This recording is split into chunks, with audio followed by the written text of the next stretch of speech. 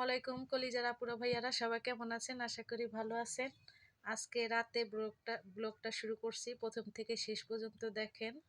আজকে রান্না করব সিম আলু ভাজি, সিম আলু ফুলকপির ডাঁটা, অল্প কিছু ফুলকপি ছিল, নাই বললে চলে, টমেটো পেঁয়াজ কাঁচামরিচ একসাথে দিয়ে দিছি।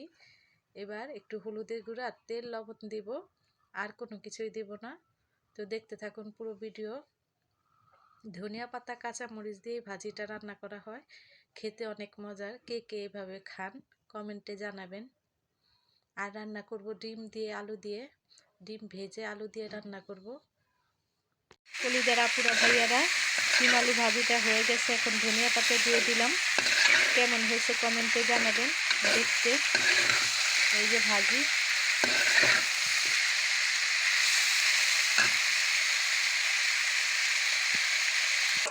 কলিজার আপুরা ভাইয়ারা তরকারিটা বসাবো।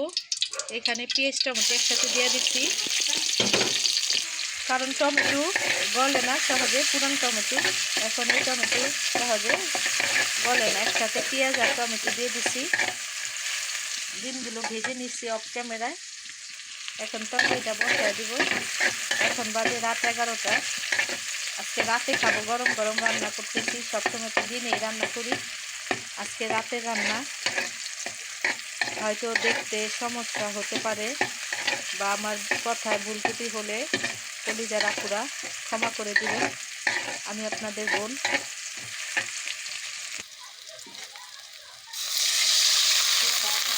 পানি দিয়ে দিলাম, সব মশলা দিয়ে কষিয়ে নিচ্ছি। এখন আলুগুলো ছেড়ে দিব। নতুন আলু কলিজার আপুরা সহজে ছিলকাগুলো উঠতে চায় না।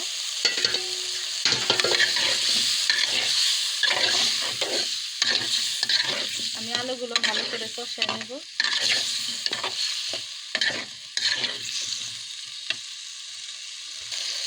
ভালো করে কষানো হয়ে গেছে কলিজার আপুরা। এখন পানি দিয়ে দিব পরিমাণ মতো।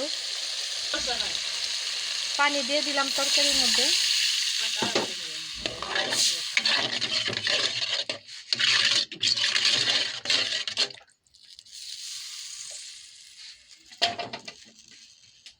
এখন ডিমগুলো ছেড়ে দিব।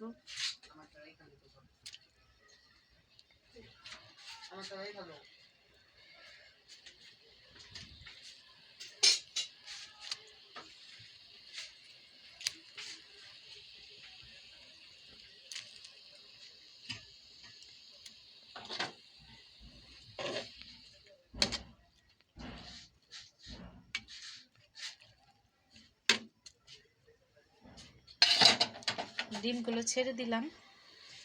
এখন ধনিয়া পাতা দিয়ে দিব।